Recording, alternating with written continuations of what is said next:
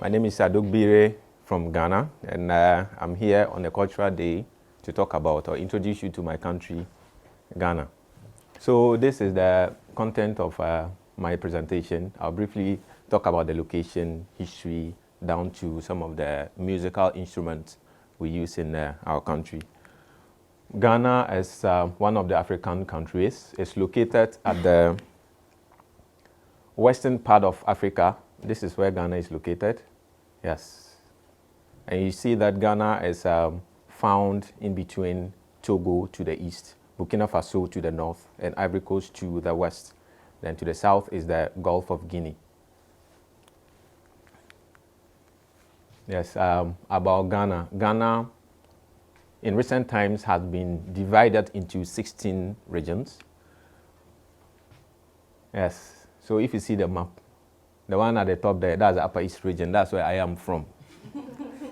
This is Upper West region. This is Savannah region, Northern region, Poti region, Bono region, Brian Ahafo region. Then here is Ashanti region, where this big man behind me is from.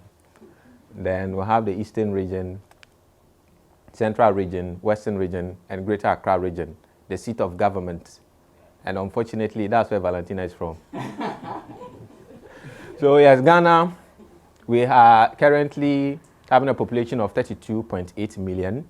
The male to female ratio is 50.6, then the 49.3. So you could see that the male are marginally more than the female. So because of that, we don't joke with our ladies. Yes, brief history about Ghana. Ghana was formerly called Gold Coast because the country is endowed with a whole lot of natural resources, and gold is one of them. Then Ghana, like most African countries, have been colonized by the Europeans. So initially we were first colonized by the Portuguese. They arrived in the year 1471.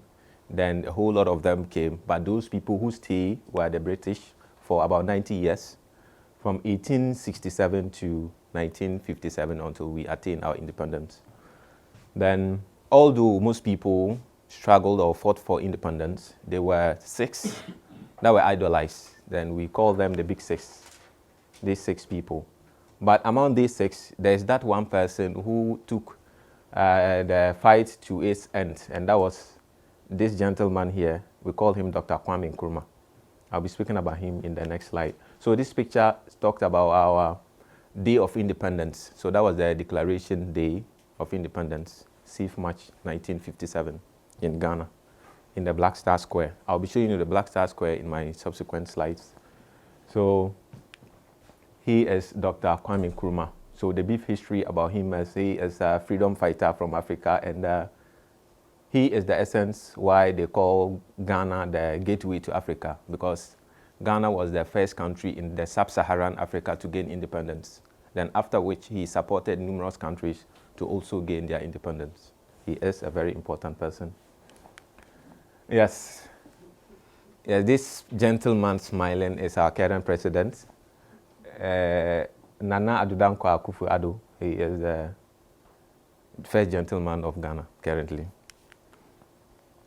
Yes, among the symbols, so long as a nation is concerned, we have several. One of them is the Ghana National Anthem, which we will play for you at the end of the slide presentation. Then Ghana flag. Yes. This is the embodiment of Ghana. All the colors here have meanings. So we see there are four basic colors. The red one talks about all those people who lost their life in the struggle for independence. That's the meaning of the red. The yellow talks about mineral resources that the country is endowed with. The green talks about agricultural fields, the forestry, how we are able to feed ourselves. And that black in the middle represents the lodestar of Africa. It is the pride as a black person. Yes, Ghana in view, yes. Indulge me to just show you something small here.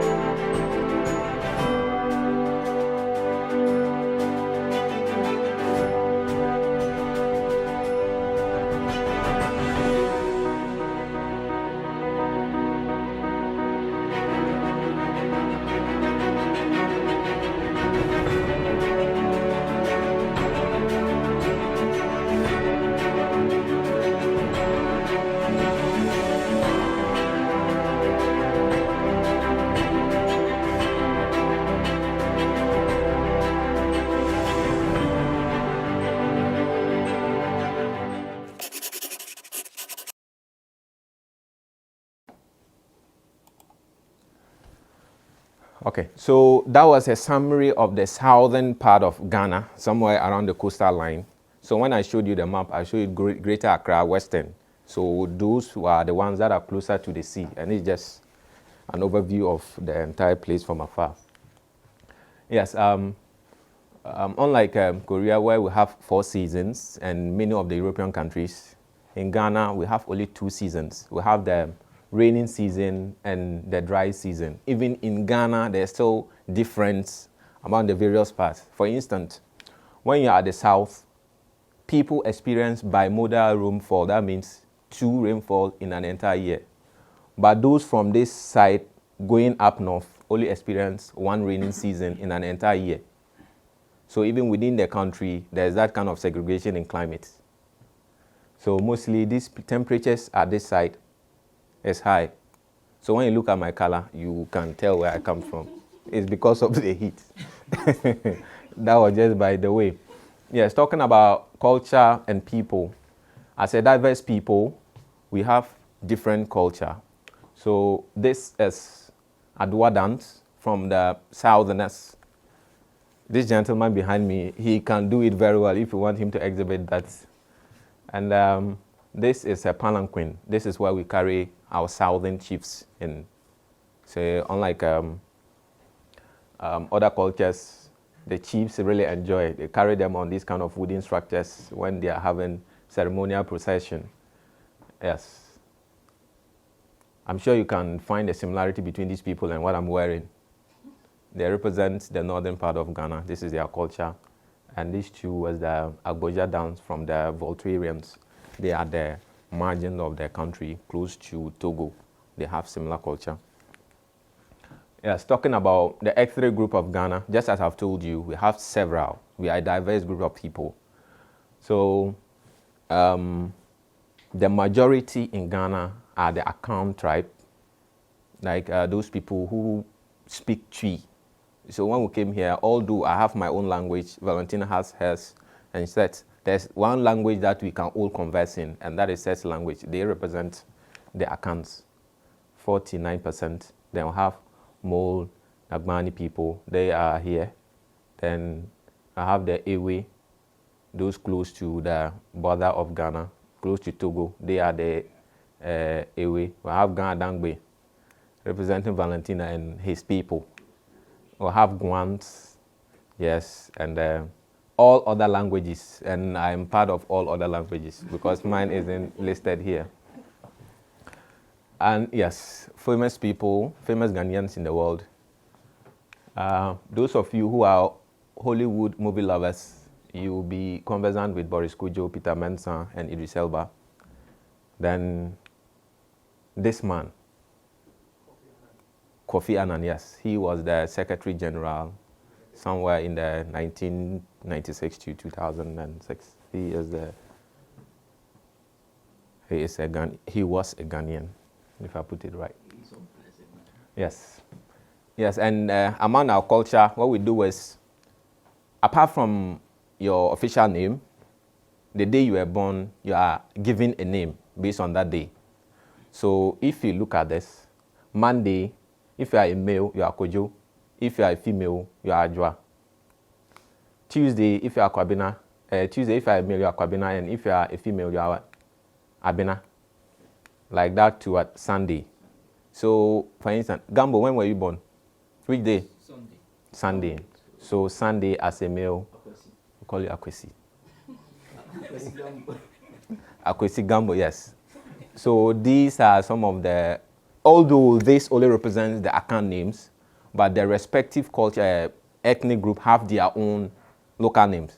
So for instance, I was born on Saturday, so in my language, instead of Kwame, they call me Asibi. So what that is to say that each day has a name for a child, a kid that was born. So in your own practice, you can just look for the day you were born and check your name. Anyone who gets it right, I'll be sharing chocolate. So You start with me. Yes, we will start. yeah, that was just by the way. Okay, talking about education. Yes, we have come a long way. So this represents the facets of education we have in Ghana. You see this color, like the yellow and brown, deep brown color. That's the official uniform for public schools. In Ghana, we have a name for them, Saito. Then secondary school, this is teacher, nursing training, polytechnic, and some of the tertiary institutions. I'll be talking more about them in the next slide. Yes. Yes, so long as far as tertiary institution is concerned, you see this picture. So I want you to just think about it, then I'll be giving you subsequent pictures about other universities. This is University of Ghana, one of the, in fact, is a premier university, although some people might differ or debate. This is the premier university in the entire country, Ghana. Then we have other universities like University of Cape Coast. Yes, we have University of Science and Technology. Although there are numerous other universities, these are the most populous and big universities. So this university, yes, they have their representatives here. These two people attended this university. There's University of Cape Coast 2 is there to the extreme west of the country. But this one is the best. So in case you want to come to Ghana, and don't forget, it's the only university that has Ghana in it, University of Ghana. The rest are just part of the tertiary institutions. So take note. Yes, so long as far as our cultural dance is concerned, we have several. There was even a wave of Azonto dance that attained global attention somewhere years ago. So this is the Azonto dance, which we'll be showing you a video of in the end of these slides. This is another cultural representation of the people in the coastal area. And this one too, the same thing. Yes, so in my further slides, I'll be showing you about some of the instruments we use in producing this harmonious sounds of music. Then natural resources. Ghana is truly endowed with a whole lot of resources. Talking about gold, Ghana is regarded as one of the countries that exports a whole lot of gold to the various sectors of the world. We have them in tons. Crude oil, which we are currently exporting. Timber, yes. Timber, I don't talk about it. Deforestation is at the highest peak because of timber. We have salt, rivers, cocoa, diamond, bauxite, shea butter. Yes, shea butter is predominantly at the northern part of Ghana. Due to the climatic conditions there, we have cotton and a whole lot of agricultural products. Talking about cocoa.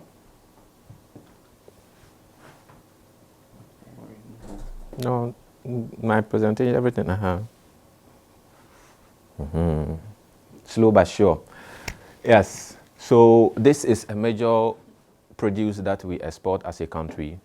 As you can see the diagram, cocoa, when processed, so harvested, you break it out of its pods, you dry it, and these are the products that come out of it. These various beverages, then the popular chocolate, when you go to the various marts. If you go to Lotte Mart, you see chocolate with the name Ghana on it. That should tell you that this is a product, or the cocoa this produce is coming from Ghana. Yes, Milo. And this represents the mosaic of our cultural attires and some of the scenery from Ghana. So on the Independence Day, this was where the declaration was done. We call it the Black Star Square. So when you get to Accra, or in an event you find yourself in Ghana, don't miss this spot. It's in the center of the capital. So these are some of the, yes, so you see this and what I'm wearing. These are representation of our traditional rulers up north. This is a movie. The representation here is about the fashion the lady is wearing, and it's similar to some of our customary attires in the country. Talking about currency, yeah, so this is Ghanaian currency. The highest denomination is 200 Ghana cedis, and the lowest is 1 peso. So this 200 Ghana is about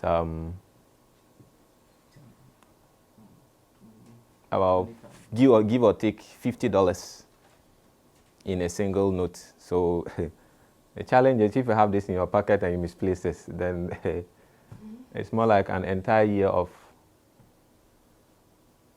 Suffering. So yeah, so this represents the lower denominations, 50, 20, 5 cedis, 1 cedi, and a whole lot. Yeah, so if you can see, the big six that I introduced earlier are found in all the currencies, the notes of Ghana. And also, you see on the 20 pesos, this represents a cocoa pod. That is to tell you that this is our major export as a country. So most of the things that are very dear to us are inscribed in the currencies that we have. And yes, Seth might not want me to tell you, you see these 5 cities, this is a monument from University of Ghana, my school. Yes, and yes, we have other traditional symbols that Seth will be throwing more light on. That's the Jinyami symbol and a whole lot. Here. This one. Yes, so that is the currency of Ghana. We call it the cedi. Cedi is the account name for cowrie. So if you Google cowrie, you understand the meaning of cedi. Thank you. Yeah, so we also as a country indulge in numerous agricultural activities. Just as I said earlier, this is cocoa. So when you get cocoa from the farm, there are a whole lot of processes that they go through before you get your chocolate or Milo, and that's the processing. When you break it out of the pot, you dry it for a while. Then after fermentation, then you dry it, and after drying, you now go to secondary processing to get the various products that we want. This is the agribusiness sector where we indulge in a whole lot of poultry production, aquaculture, we are there. And this is a typical open market system in Ghana. So unlike here where you get to buy stuff in nice, okay, I wouldn't say in covered malls, yes, nice malls. In a typical African market, wares are open, then you go there, you browse through what you want, then you pick and pay. That's a typical traditional market in Ghana. Cuisine, this is the food we eat. This one, we call it the powerhouse, mostly because, yes, the rest are okay, they're okay. That is if you have something in your pocket. But those people who eat once a day, it's better to take this one because it will sustain you from morning to evening. The rest are okay. Jollof rice, yeah. The Nigerians who want to say they do a better jollof rice, but they know Ghana is far ahead. This jollof rice, a typical cuisine that is highly competed between Ghana and Nigerians. This is omutuo rice, rice balls, and meat. This is fufu. So cassava products that we use to cook this food. And this is kontomire and plantain. Have plantain, yam. This is pear, egg, and a whole lot of mixture there. Yes, wachi. Wachi is a typical food from the north, and this one represents Valentina and her entire culture. Kenke. So you get to the capital of Ghana, this is the food you see plenty because they are the originators of this kind of dish. You have kenke and this is pepper. So this explains why she likes pepper so much. But then again, we move on. More food now on different structures. Okay, talking about sports, yes, Ghana too has chopped its own, has gotten recognition in some of these sports. This is Azuma Nelson. He has won the World Bantamweight title for 2 consecutive times, somewhere in the 90s down to early, yes, 2000s. And we have participated in some of the global games like hockey. This one was the ice skating, the sole Ghanaian who competed alone and was able to win some trophies. No, he isn't. Yes, and these are some of the sports that we engage in as a country. Talking about traditional instruments, if you give me this one, wow, the music, you can't hold yourself from dancing. This is a traditional music from Ghana. You call it the gong gong. This is a xylophone. Xylophone, I want to believe that it's universal among most African countries because in our music we use it. Then these are the various drums that we use to enrich our cultural dance. These are the instruments. And talking about local industry, you see this man sitting there. This is what we call kente weaving. So this process will lead to the fabric that I'm wearing. So when you get the strands of fabric, then you sew them together to get this kind of shirts. So that's kente weaving, and this is a thriving industry in the country. Pottery making is another local industry that is making trends and supporting the local economy. Basket weaving, this is particularly to the northerners of Ghana. We weave baskets through straw. So you pick straw on the field, then you put them together to create baskets, create various wares in the home for aesthetic values. Yeah, so these are beads. Beads too, predominantly, it's all over most African countries. So this too is a thriving industry in the country. Yes, like a civilized society, we have diverse group of people, and that also includes in our way of worship, tradition, religion. So in Ghana, we are predominantly Christians, then the Muslims are the second majority, about 80% traditionalists. Yeah, but the figure about traditionalists is not true. It might be more. And then others, those people who just follow the wind. It's there. So freedom of religion is there.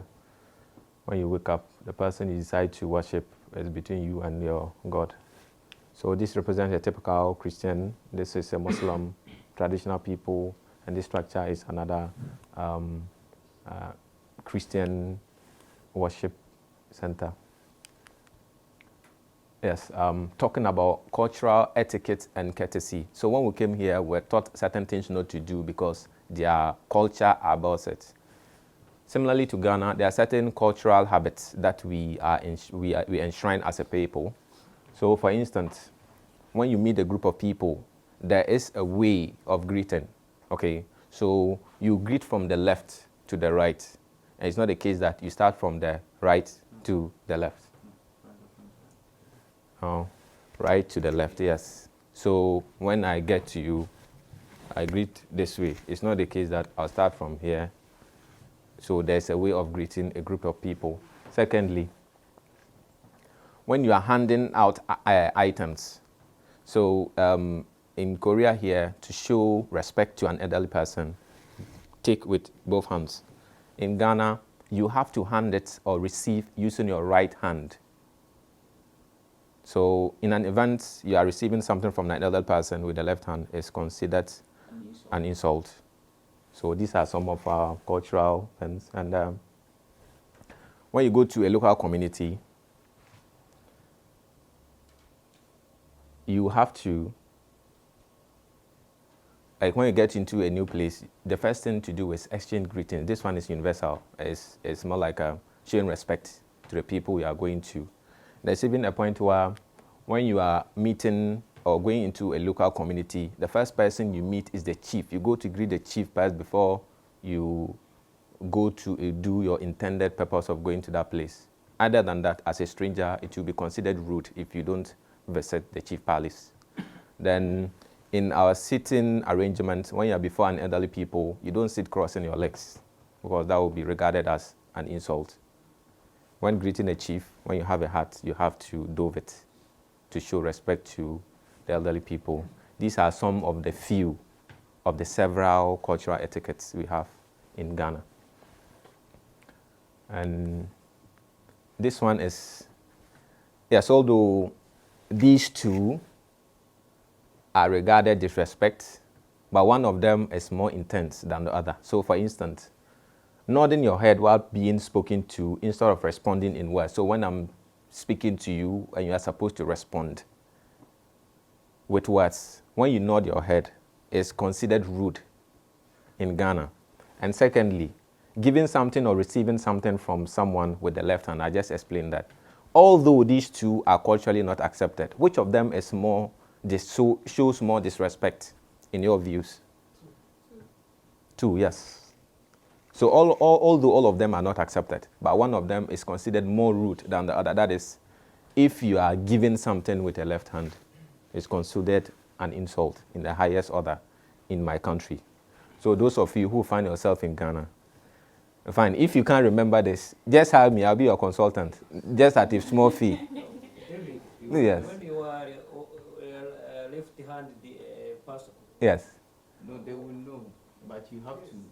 Even a left-hand person, it is customary to, if you know the left hand, the right hand is not that strong, then you support it with what the left, then give. But to use your left alone is not regarded. Even certain cultures, a left-handed person cannot be a chief. Yeah. You understand?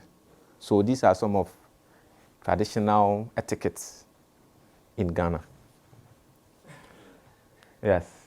And yes, so far as students' associations are concerned, we have a thriving one in Korea. We call it GASCA, Ghana Students in Korea and what associates. So this is the first portion. There are several Azonto videos that I wanted to show briefly.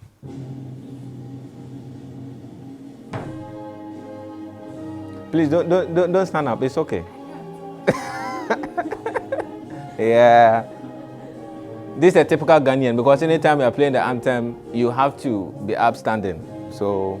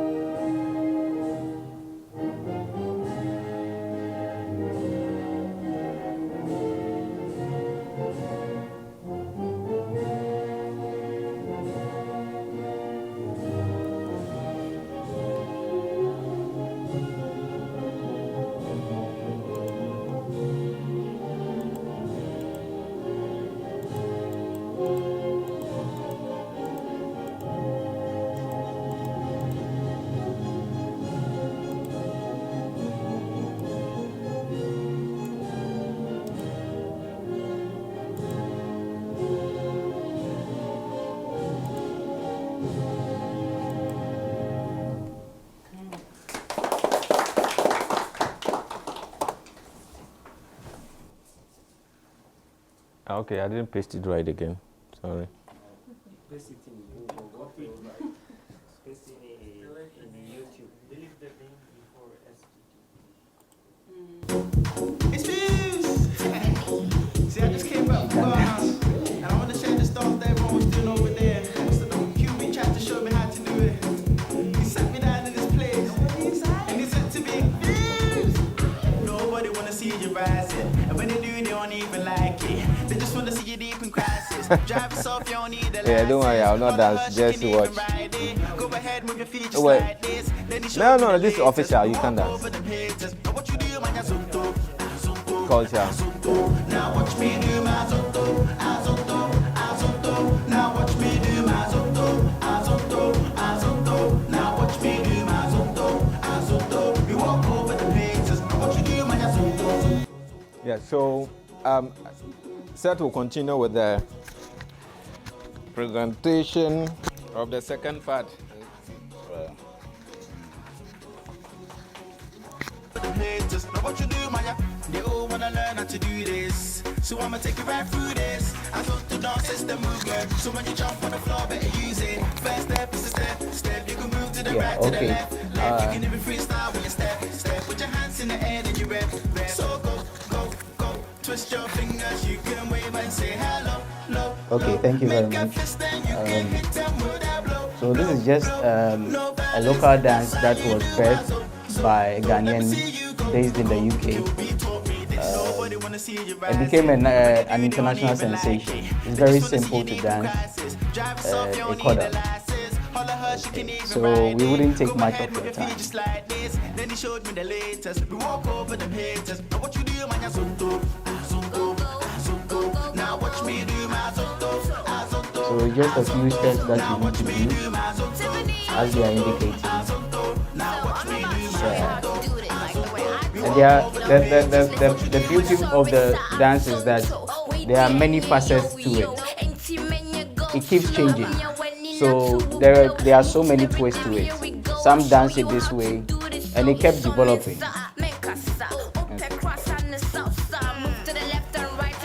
Thank you.